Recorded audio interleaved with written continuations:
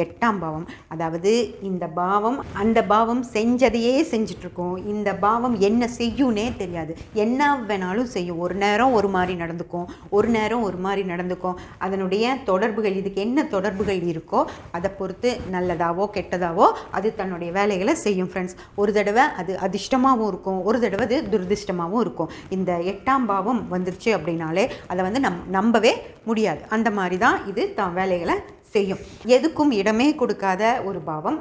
இது என்ன செய்யும் அப்படின்னே தெரியாத பாவம். இதனுடைய 12ஆம் பாவமான பரிமாண பாவம்.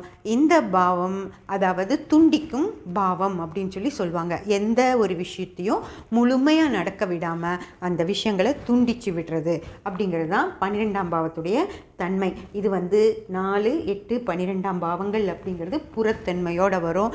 இந்த பாவங்களை தான் நம்ம திரிகோண பாவங்கள் அப்படின்னு சொல்லி சொல்கிறோம்.